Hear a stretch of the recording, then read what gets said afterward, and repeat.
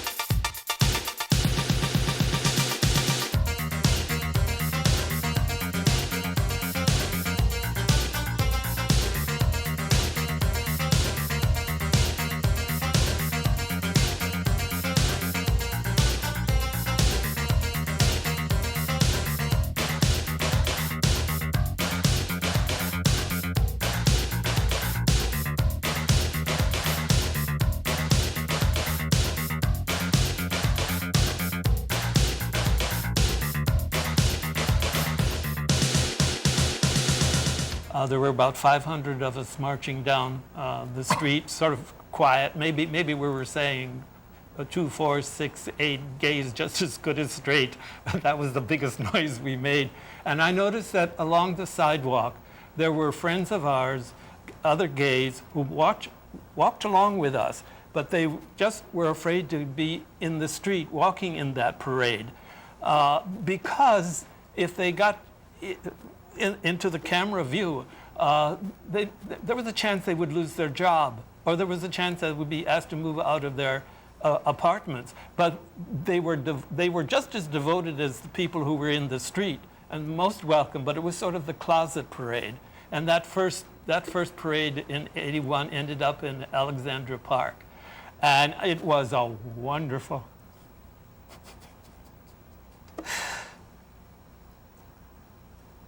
A wonderful parade.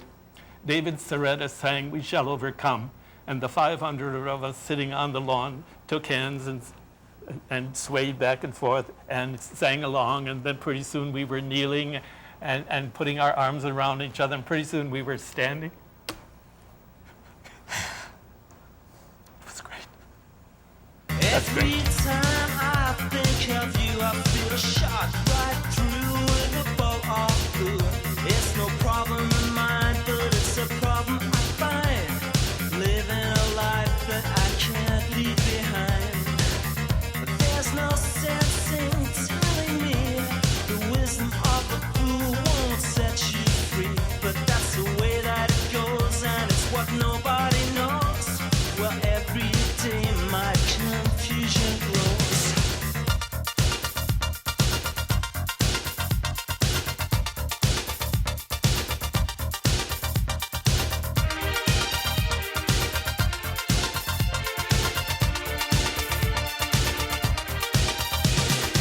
When I first came on to do security for the parade, I think there was as many people on the streets as there was in the parade.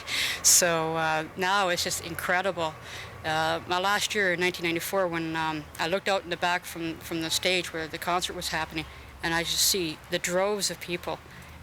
It was absolutely incredible. I couldn't believe it. It must have tripled, if not more than that, since, well, for the 8 years that I've been there. And it was a great feeling. Just to sit there and just look at all these people dancing and having a good time is, you know, it's like, you talk about pride, it does, it swells up in the heart, so.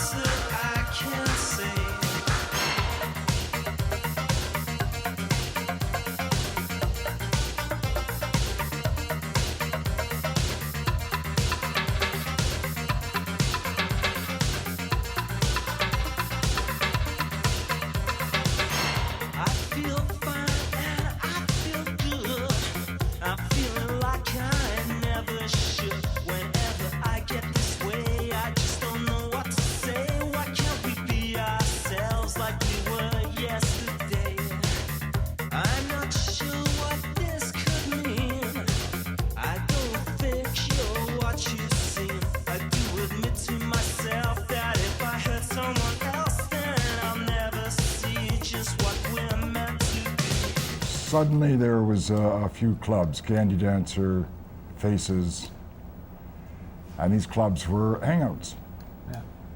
Yeah. The established hangout in Vancouver was the Castle Hotel beer parlor that goes back even into the time of the Second World War. And it was notorious across the country as the place to go in Vancouver, but it was very, very closeted. You didn't flip a wrist or hold hands or do anything that was that would draw attention to the fact that you're gay. You just sort of cruise the place with your eyes and hope to glom onto somebody else's eyes and make a connection. So it wasn't until I would think probably the late 60s that it became that there were social places to go to.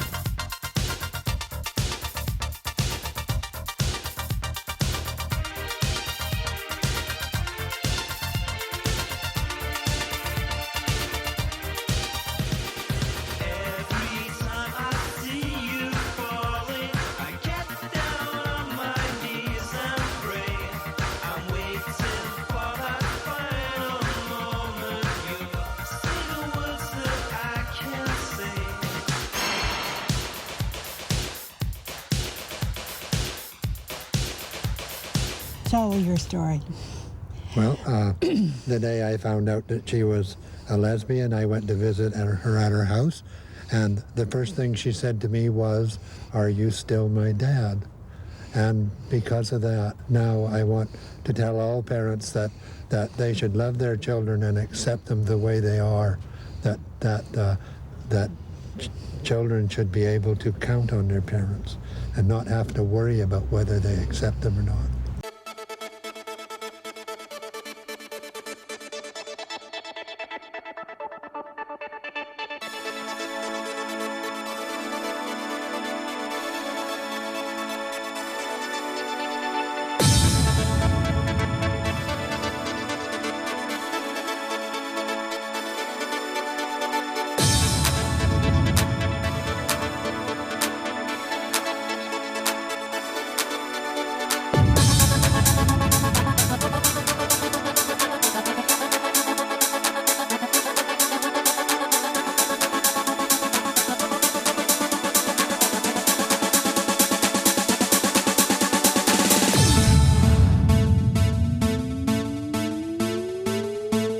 You can sort of come out to friends and you can come out to family, but when you march in a parade, you come out to the entire world. And it is a different experience, and it's unique, empowering, and absolutely wonderful experience. And people get really hooked on it. I mean, you know, we've all, or a lot of us have marched in each and every parade because it feels so good.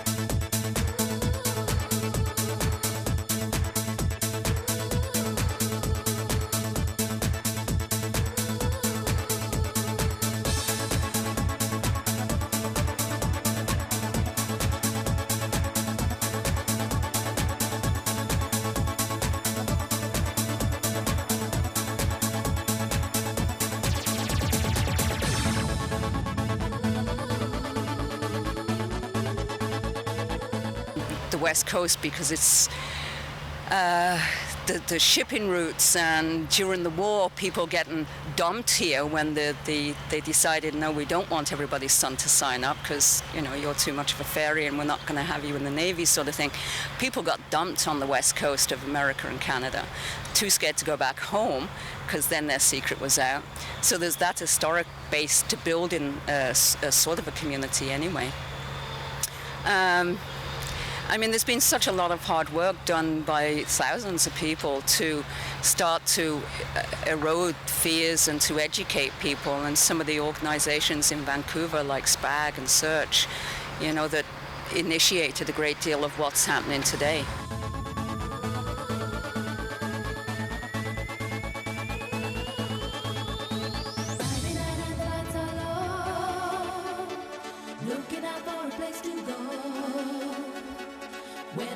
right music, getting in the swing. You've come to look for a king. Anybody could be that guy. Nice sound and the music's high. When you hear the right music, everything's fine. You're in the mood for a dance. And when you get that chance, you are the dancing queen, young and sweet, only 17. Dancing queen, feel the beat from the tambourine, oh yeah. You can dance, you can jive, having the time of your life. Ooh, see that girl, watch that scene, digging the dancing queen.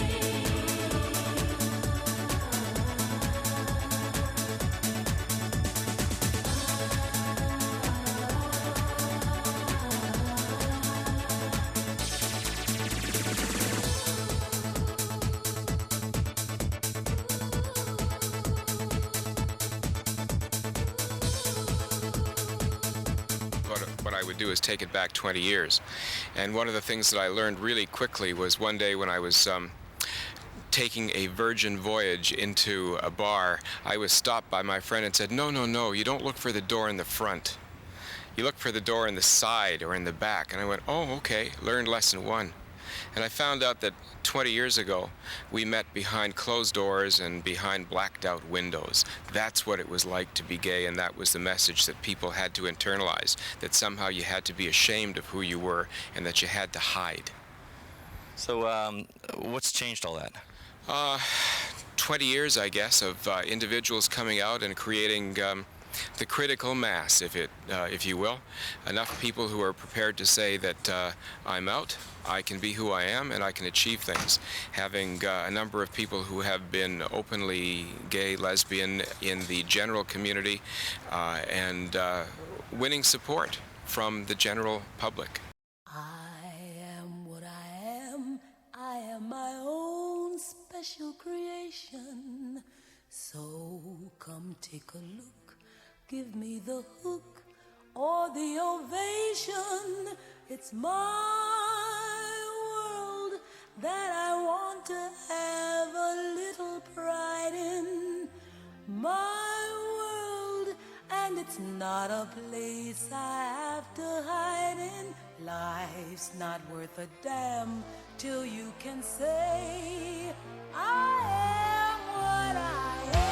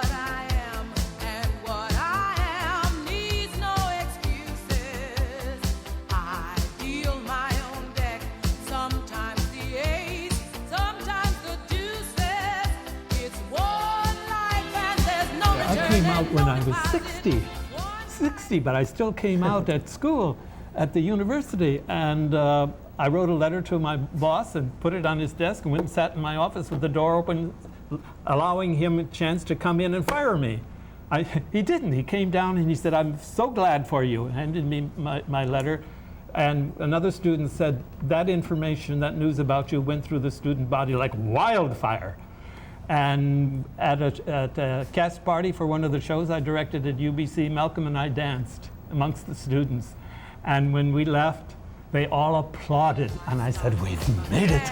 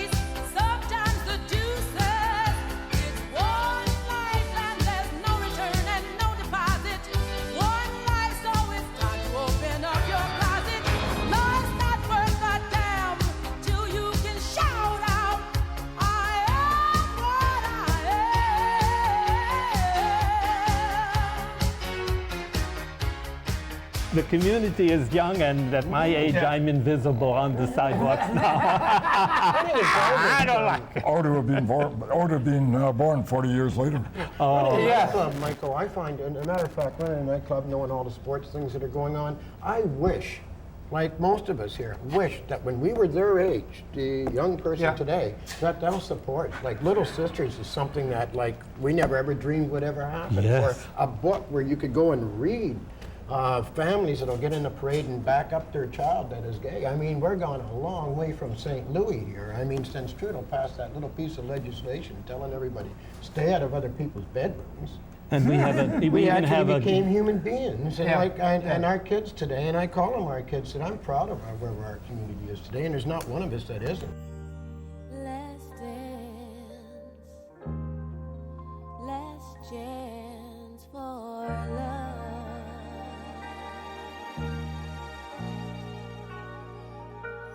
Yes, it's my last chance.